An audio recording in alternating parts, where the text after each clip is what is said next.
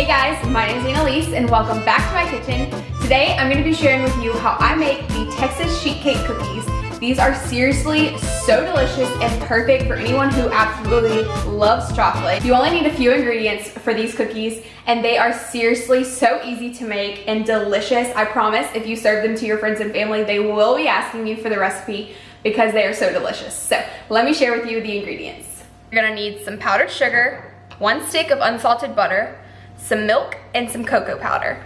Then for the actual cookies, you're gonna need 2 eggs, some vegetable oil, and then some chocolate cake mix. That is what makes it so easy and so simple. And you guys, I promise using this cake mix will change your life in these cookies. It makes them so chewy and so delicious. Let me show you how to do it.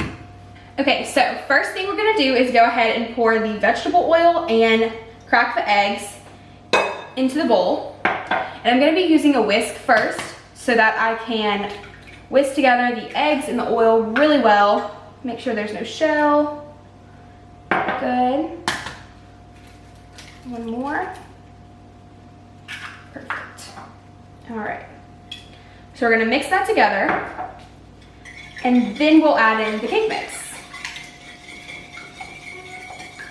Awesome. Okay, so now I'm gonna switch over to a spatula and I'm gonna fold in the cake mix. So what I'm gonna do is just pour it all in. And I'm using the Betty Crocker brand, the chocolate fudge, like super moist I think is what it is. But you can use whatever you like, whatever's your favorite, or whatever you have on hand. So for this part, you really don't wanna mix it because you don't wanna overmix the batter. So you're just gonna lightly fold things together. And when it all comes together, we will begin forming the cookies.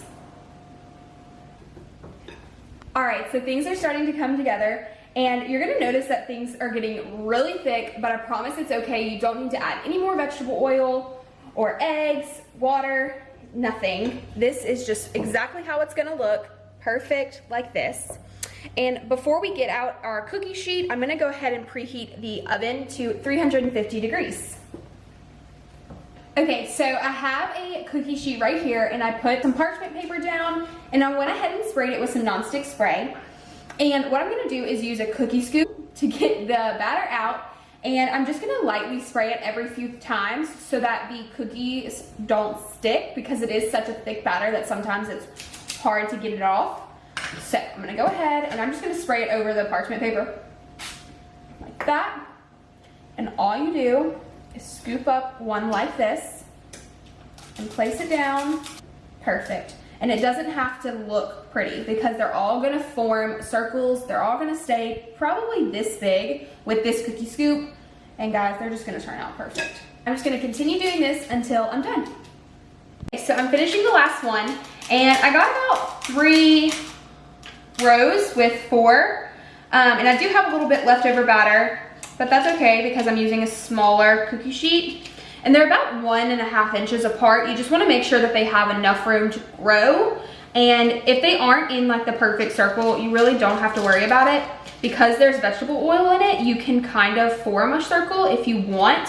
But when they're in the oven, they're gonna just literally, they're perfect. They just form into a circle. So these are all done and they're ready to go in the oven. We're gonna let them cook for about 7 minutes. And when you take them out, you're really gonna think that they're still raw and not ready, but I promise they're ready. You take them out of the oven, place it like on the stove or wherever you wanna let them cool, and let them cool for about 2 more minutes. This is gonna help them kind of bake on the bottoms and really firm up, but they're still gonna be extremely gooey and just perfection. So you're gonna let them cook for 2 more minutes on the parchment paper outside of the oven.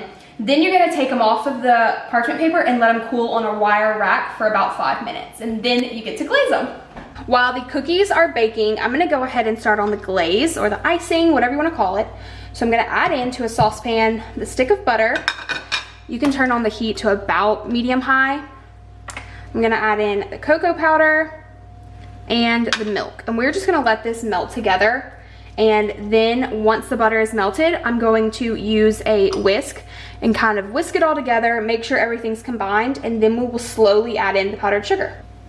All right, so the cookies are out of the oven and some of them touching, but I promise it's okay. They'll come apart really easily.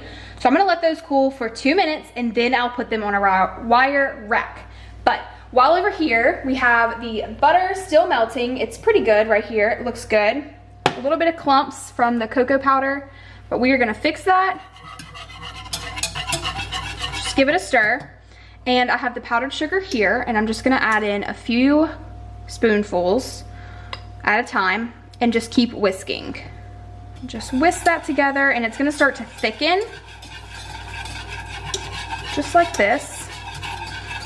The cookies have been cooling for 2 minutes, so I'm just removing them onto this cookie sheet. And it's gonna seem like they're gonna fall through or what have you, and it's kind of hard to get it off of here. So what I like to do is use my hands a little bit. Still really warm, so you just have to be really gentle with them, and they will work for you. So all the cookies are on the wire rack, so what I'm gonna do is I'm gonna place them on the cookie sheet like this, let them cool until they're cooled completely, and then we'll go ahead and drizzle on the icing.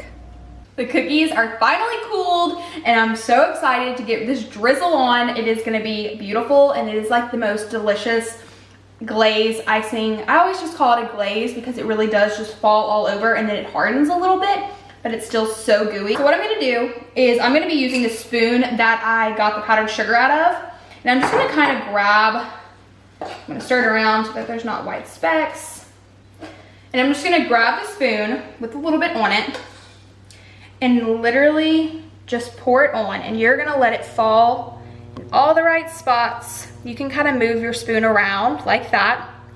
That looks delicious. And I'm just gonna do this to all of them.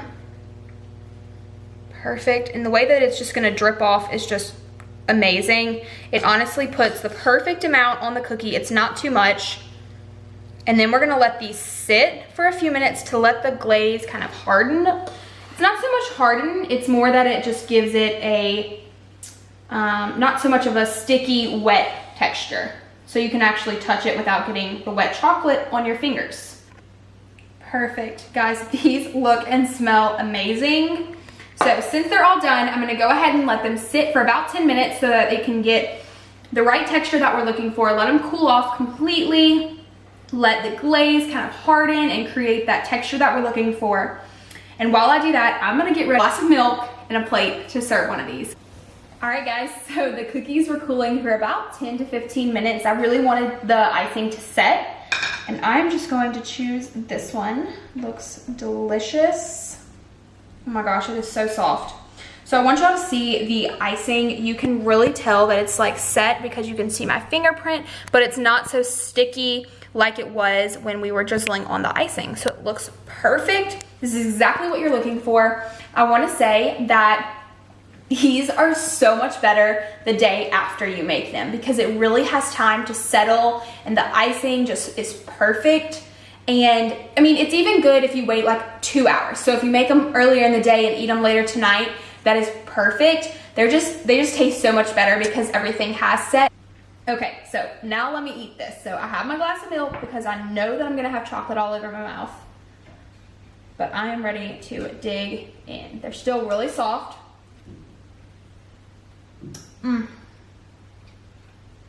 Wow, that is incredible.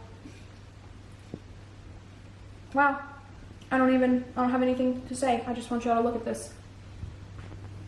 I mean, delicious. That is all I have to say. I mean, I have no words. I really needed some milk at that moment. But they are still so delicious and so good.